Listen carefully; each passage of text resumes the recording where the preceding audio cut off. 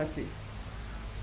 Nous avons constaté qu'au niveau de l'équipe nationale, il n'y avait rien d'écrit, il n'y avait rien d'écrit, il n'y avait pas de document, il n'y avait pas de contrat.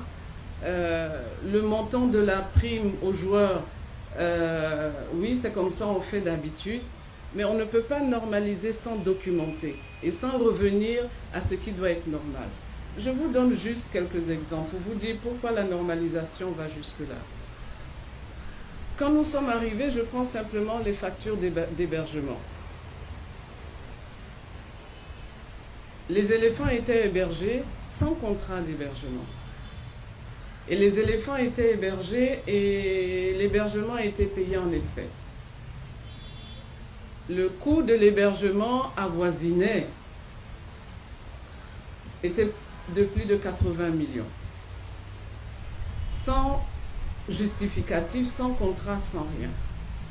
Quand nous sommes arrivés, que nous avons commencé à regarder dans les détails, on est passé d'un budget d'hébergement pour le même nombre de jours de 80 millions à 44 millions.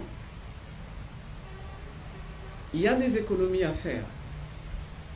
Deuxième élément de budget, juste je vous donne pour vous dire que c'est important que nous allions dans les détails. Et ça, ce n'est même pas nous qui avons relevé, c'est l'ONS qui nous a relevé ça. Le budget de l'eau facturé pour les éléphants équivalait à 50 litres d'eau par joueur et par jour. Il y a une revue à faire quelque part. Le transport des éléphants de l'hôtel du côté de l'aéroport jusqu'à Sol-Béni revenait à 1 million pour 4-5 jours. Il y a bien des choses à revoir là-bas. Et notre normalisation va jusque-là.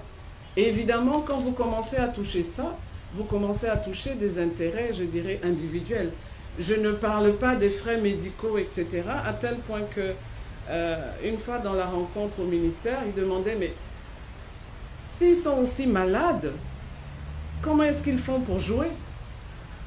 Parce qu'à chaque regroupement des éléphants, il fallait dépenser 3,5 millions en médicaments.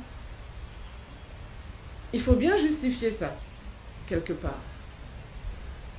Au-delà de cela, même par rapport aux frais, quand on calcule les frais en moyenne, les frais de mission pour l'encadrement, pour les...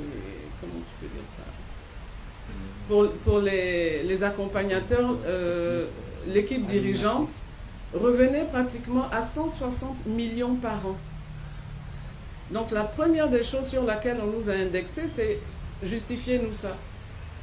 Et je pense que quand ils ont fait le calcul, c'était encore plus élevé que les frais de mission qu'on pourrait donner à des ministres, etc. Donc il y a des choses à faire. Évidemment, nous avons commencé à normaliser de ce côté. Et aujourd'hui, nous sommes en passe de mettre en place un manuel de procédure qui permet à l'ONS de pouvoir faire un arbitrage du budget qui lui est transmis. Donc, il y a des changements profonds qui vont se faire. Et je vais profiter